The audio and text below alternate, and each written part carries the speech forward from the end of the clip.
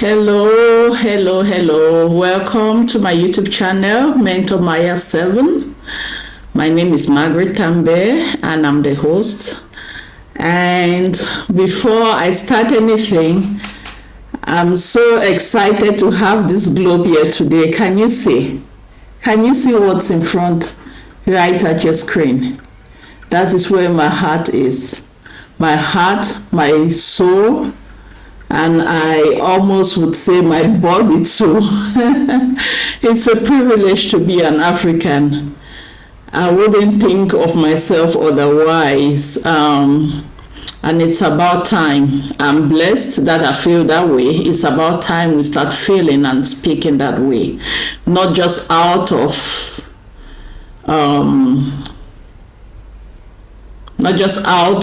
obligation or wanting to convince people, but actually feel it in our bones, feel the blood, the African blood flow in our veins, and that is amazing. Anyway, we are here for two reasons. The very first reason would be to address this statement that has been made for as long as I've been born, I think, and before that. And it says, if you want to hide something from a black man, write it in a book.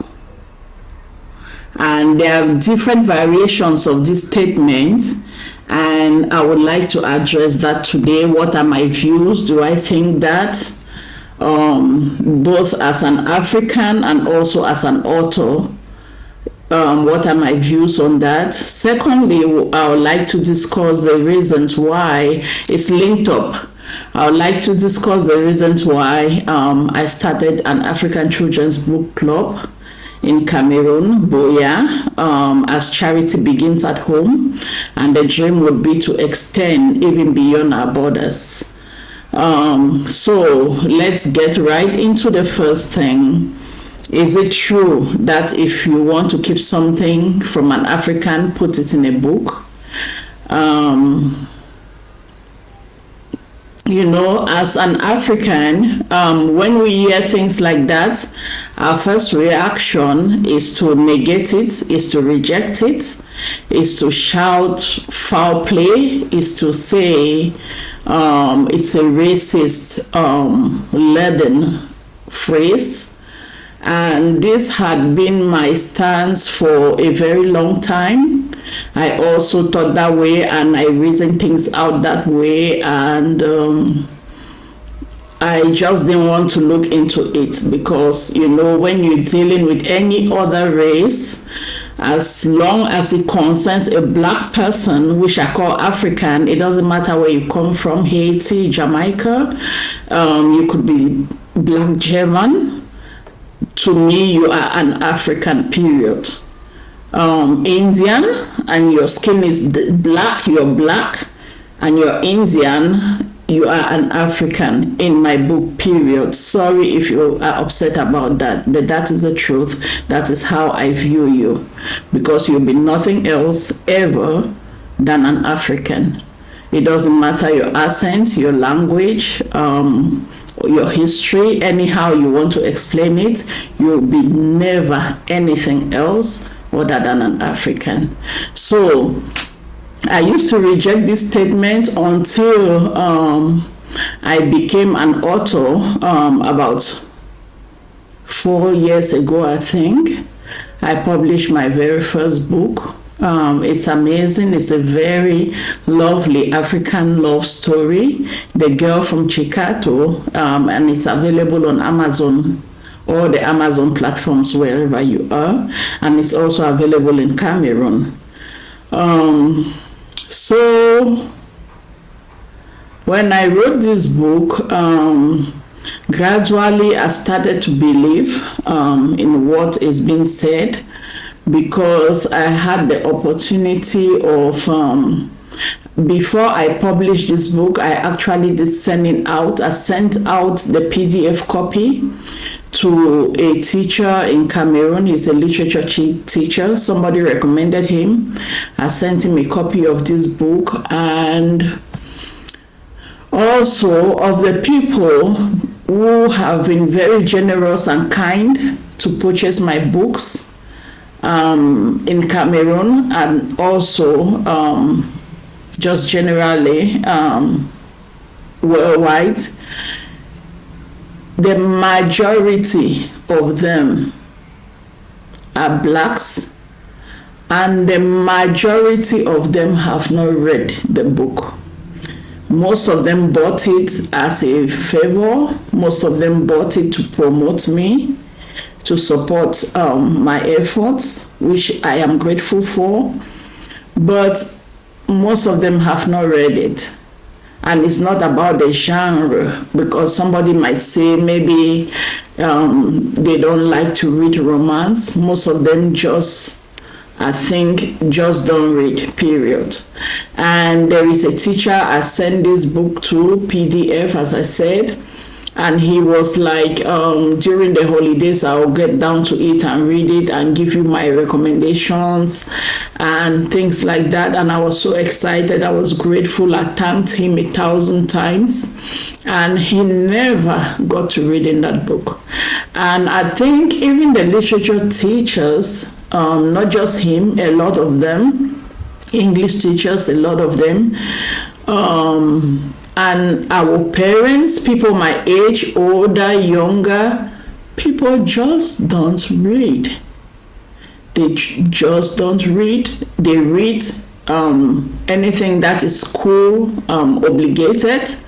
They may read rumors, stories from newspapers and stuff like that, maybe little articles on Facebook, on Google, but when it's a book, they would not read it. It doesn't matter the topic, it doesn't, on finances, on health, the worst on health. Fiction, non-fiction, Africans, which is mostly who I surround myself with, do not read. I used to read. Of late, I do not read. And I'm going to talk about that, because when it comes to reading, it's habit built. Okay? It's habit built, and these are habits that have to be built into somebody's their characters, their habits that have to be built early on. It is not something that you just get up one day and all of a sudden you find yourself reading. It has to be built gradually, and it has to be built. It's mostly successful if this happens at an early age.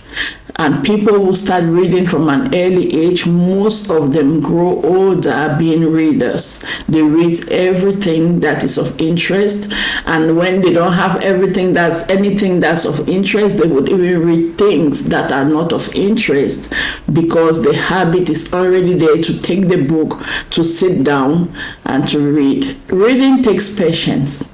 Reading takes focus. Reading needs you to forget about any other thing to be able to follow a storyline, and it takes time to build those characteristics. That is why it's easier for people to gravitate towards a one-page thing, because it's a short attention span thing. But when you start talking about 100 pages, 150 pages, 300 pages, then it's overwhelming to most Africans. Now, with all this being said, yes, it is true. If you want to hide something from a black person, from an African, put it in a book. That is my view. Not to say that there are no Africans that read. I know a lot of Africans who read. Okay? But they are nowhere near the population of Africa. I have another video that I made on 2 days ago that talked about the population of Africa. If you look at the people who read, even the people in my circles, in the acquaintances, if you look at the percentage, it's not many at all. at all.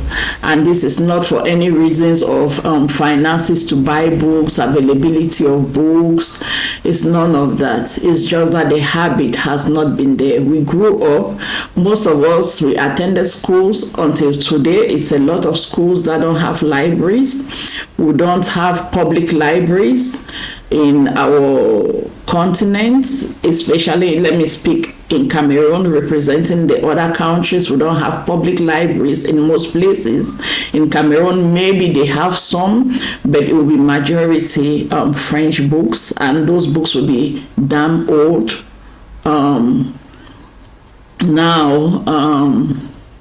So even to have an internet system to say that they'll be reading from downloaded books or things like that is also a challenge. People don't read, period. People don't read. Between us, we know it's the truth. We do not read. And when it concerns the older population and people around my age, it's a battle that I consider lost. Now it will take me to the second part of what I need to address today. Reasons why I started the African Children's Book Club. Now, as concerning our age group and maybe younger adults, 10 years younger than I am, and the older people, I consider it a lost battle. But does that mean that we cannot do anything about it? No, we can do something about it. Now, why did I start the African Children's Book Club? The very first time when I started thinking deep and analyzing situations and thinking what could be done was, I think, in 2017. I had just come from the US and I was residing in Cameroon full time at that time.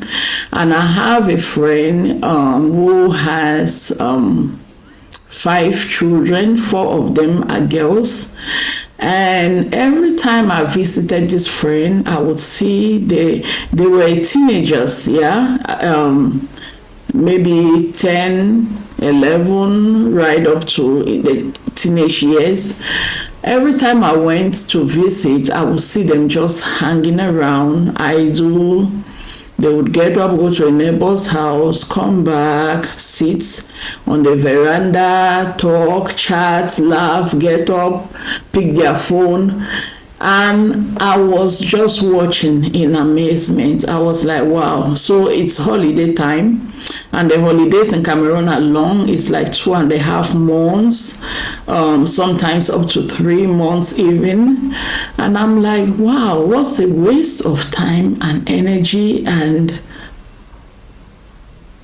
potentials? Look at how these vibrant young ladies spend their day doing nothing. 2-3 months, and it touched me. And then I had a conversation with my friend. I said, you know what, I think your kids are really idle. I think they are really idle. Why don't maybe you should get some books, look around, buy some books, some novels for them to read. I said, I've been watching them, and it's very painful to see how idle they are. And you know what they say about an idle mind? It's the devil's workshop, yeah? The next thing now, they'll start hanging out with friends for useless friends, or hanging out with friends doing useless things, or they might start dating and stuff just to occupy their time because there's nothing to do.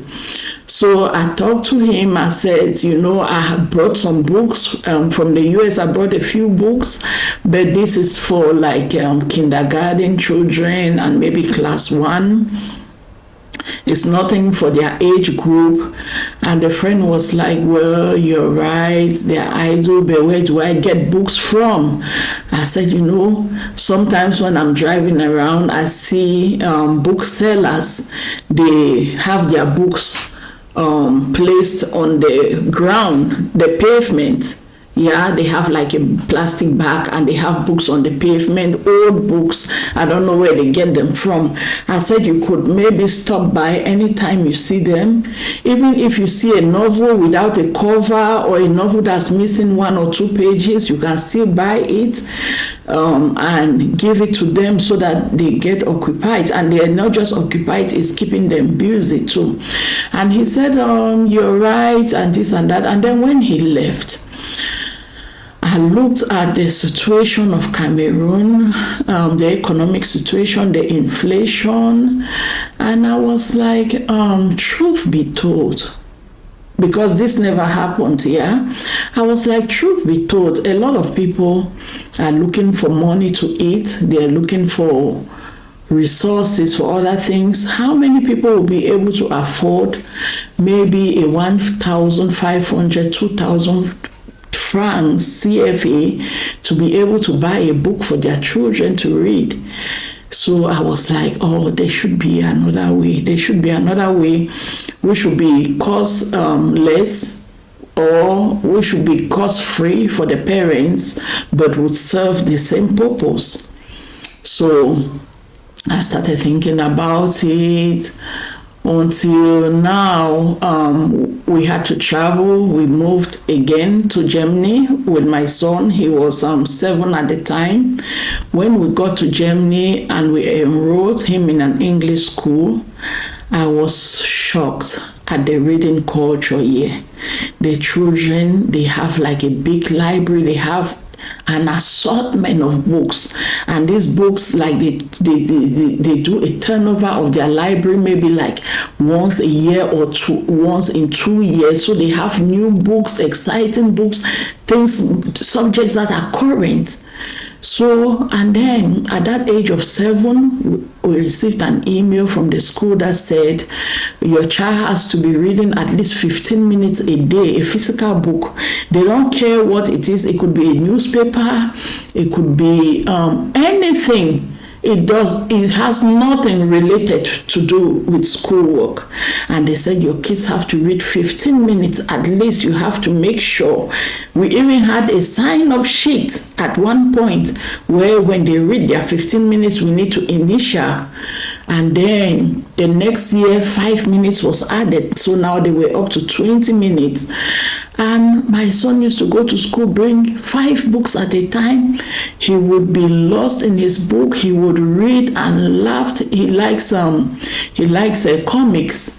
He will read and laugh and have a good time. And every time I saw his head bent over a book, my heart would be bleeding for the children of Africa. For the children of Cameroon specifically, I'm like, oh my God, we don't have this. He was in school for like kindergarten, then 2 years in primary school. And we kept, all I remember that I used to do with him over and over was some type of stupid civics, studying of ministers' names and their positions. It's like, what does a 7 and 6-year-old care about that nonsense? What do they care about that? The things that will help them develop their mind, their brains, and to grow it, none of that is existent. I'm not saying they cannot learn that. They can learn that in addition to other things that make their brains to develop. This is like a pivotal time for their brain growth, right? So my heart will bleed and bleed and bleed for our children. I'm like, oh my God, we really need to come up with a way. We need to come up with something that is going to serve our own children. It does not suffice that my child is here and is having this education and his brain is having all these facilities. There are other children in my community, in my Africa, yeah? And we need to change this narrative, and we need to grow, and we are smart and intelligent people. We need to do better. So I started thinking and devising a way, what is it we can do? Starting with myself. Because this thing, you started first with or without support. Eventually you will have support, and eventually when another person starts it and we take different domains and then we'll meet in the middle. That is how a community grows. So now fast forward to when I wrote a children's book. Well, before I wrote it, no, I started writing a children's book, yeah. Only Mia was spared. So I started writing that book, and then I created A-RAD. When I was still writing this book, A-RAD is Ardent Readers of African Descent. Ardent Readers of African Descent. So when I created this group, I was like, okay, while I'm still writing my children's book, let me look for some activities to spur interest in reading in children, yeah. So I have a classmate, we were in secondary school together. She's an author, many times author. She has about 6 children's book, if I'm not mistaken. Maybe by now she would have had more added to that. So she used to advertise her books on Facebook and everything. So I inboxed her. I was like, oh my God, please, how much do you sell your books for? And where are you located right now? So she told me in what town she was living in Cameroon. And she gave me the age range. I asked for the age range. She gave me the age range of her books. Like right up to 6 years, I have these 2 books or 3. From 6 to this, I have this. So, and then she gave me the prices. I said, okay, that's fine. And Christmas is coming up. So I said, okay, I would probably order some books from you. When I have the address and the location of where I want to send these books to, I will get back to you, okay? She said, all right, fine. So I came to my WhatsApp status, I went to Facebook, and I was like, I have books to offer for Christmas, children's books to offer for Christmas. And I think I said about 10 books, something like that, 5 or 10 books. And then in my mind, I was like, oh my God, I think people might rush it. But if they need more, I will buy more, because her books were not expensive. She had some of them, it was like 1,200 francs. Some of the books were like 800 francs. So I was like, I can afford like 15 books. Why not? Even 20. So I put up this post, and to cut the long story short, not even a single parent opted for any of these books for their children. I was so hurt, and I took it personal. I was like, who does a free offer of books? You don't even have to displace to get it. You just need to say that I want one, and it will meet you where you are.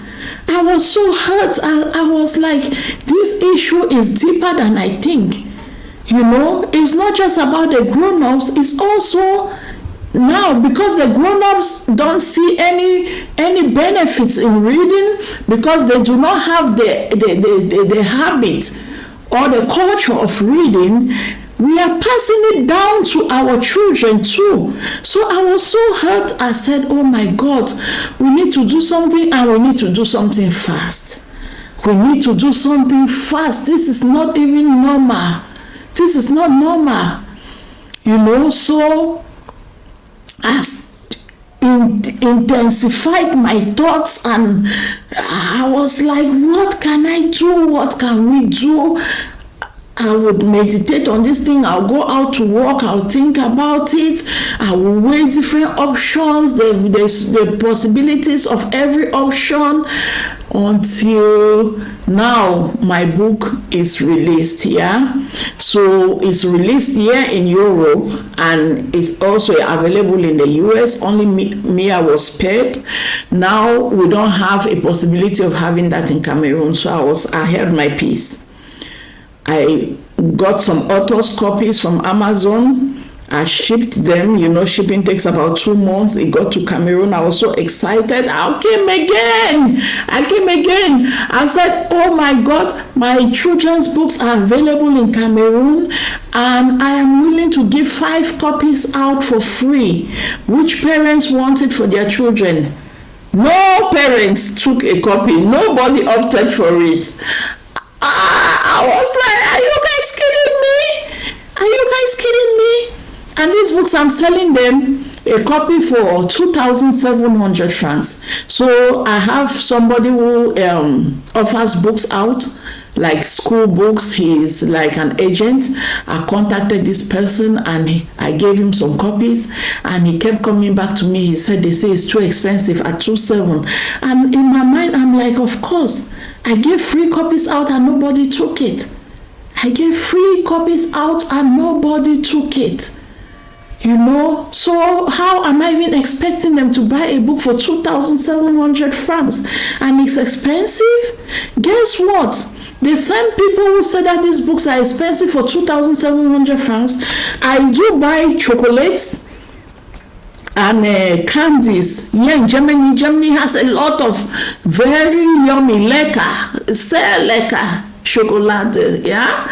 So I buy these chocolates, I ship them to Cameroon, and I would sell one chocolate for 1,000 francs, 1,200.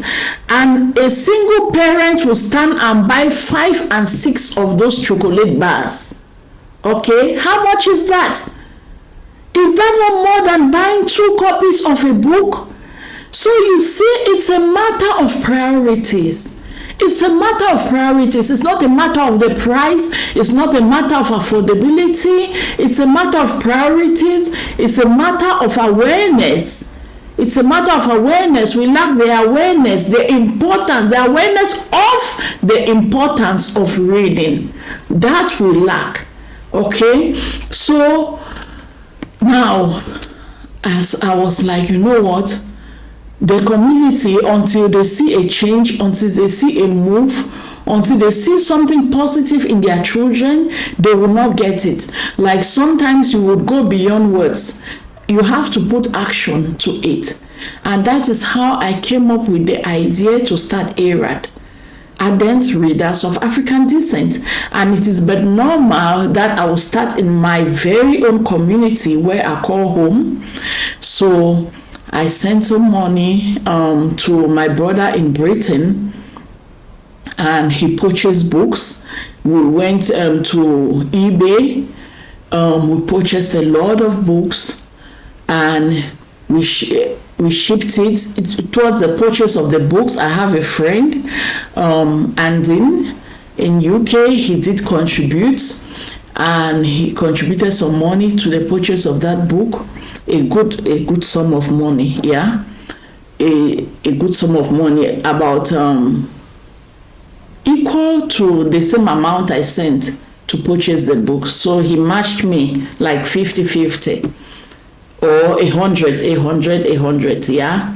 So he sends that money to my brother to buy the books, and then my brother shipped them, and towards the shipping, my brother paid 50% of the shipping fees of his own money in that. Here in Germany, I have a friend, Barbara. She gave me some puzzle games. I have another very lovely Nigerian elder sister, Mama Chikaima Jacinta. She bought some. I explained to her my dreams and ambitions, and then she asked me to send her certain links from Amazon where I used to purchase.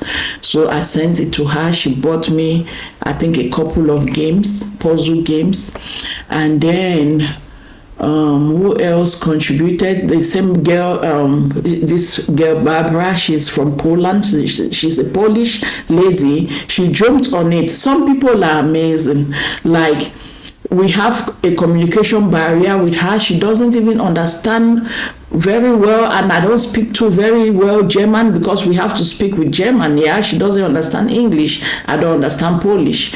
So our communication is not that great, but the little that she got from it, she was so excited.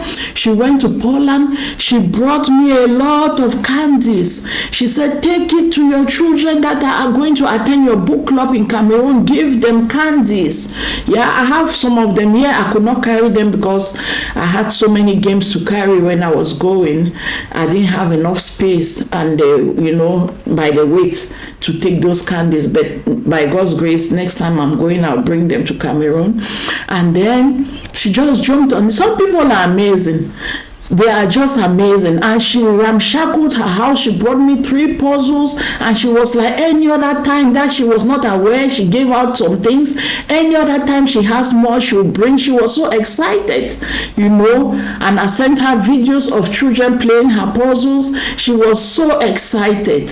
So this is how A-RAD started. I was like, I don't have a school compound. I don't have any place. It's rainy season, these long holidays. I will do it in my house. I have learned something at my age. I have learned that we do not have to wait for things to be perfect. We do not have to wait for things to fall into place to start. Wherever you are today, right now, you have to start with what you have. Eventually, you figure things out, and that is what I did. I got me a camera. I got me, before 2 years ago, I had bought, I think like 50 chairs for children, kindergarten children, 50 chairs for children. I bought some tables. They were already there 2 years waiting for this. So once I got to Cameroon with these things, we started like right away the next Tuesday. Children were there, they came and everything. So that is how I started the A-RAD book club. And the dreams are big. The dreams are big, and I think we would grow, and I think we'll go beyond borders, wherever you imagine borders to be, because the need is also very great.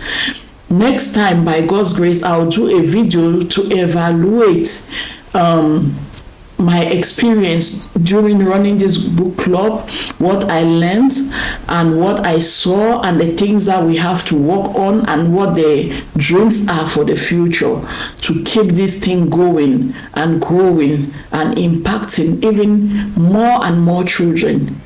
Okay? And every day since I came back, when I talk, I only get greetings from my children. My daughter Leticia is like, Mommy, this one is sending you greetings. This one is sending you greetings. I have become, of all the years I've lived in that place for 10 years, these children didn't know me. I was like an almost nobody. And all of a sudden, I cannot even step out on my own veranda, and I'm having greetings and salutations from windows. They are screaming, Madam, good morning. Madam, how are you?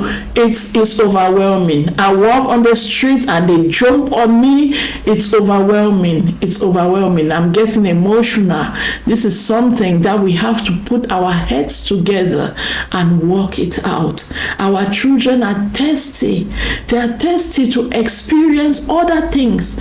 It's true, to play with sticks and stones is okay, but there is a huge limit to that. We need variety. They need variety. They need colors. They need different sounds. They need environments. They need exposure. A lot of the games that we played, most of them were like, oh, I saw this on TV. Oh, I used to see this on TV.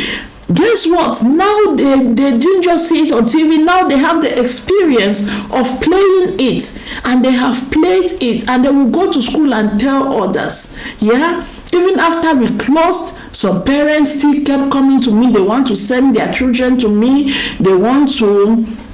Other children kept asking, have you guys closed? Even my book club children, because I told them I was getting ready to go back. Every time they see me, they say, Madam, are you still here? When are you going? I think they could not understand that I had to stop like 10 days before I came back. Like, you are still here. Why are we not having our book club activities, But it was a wonderful, I'll keep that for next time. It was a wonderful time. But I encourage you watching this video that there is a lot we can do, and the fields are ripe. The fields are ripe. Those children are thirsty. They are thirsty. I couldn't be happier for nothing else for my holidays than to run this book club. for nothing else. No amount of money, no amount of working with my profession, nothing else would have made me more grateful and happier than running this book club, because I've discovered a lot. And walk with me. Okay, that's it for today. Thank you for watching. See you next time when I do the episode on what I discovered during running this book club and what the dreams are. Okay, thank you. I'm grateful. Have a wonderful day. Don't forget to subscribe, like, share. We need to come, all of us together. Okay, thank you and have a wonderful day. Bye bye. I appreciate you.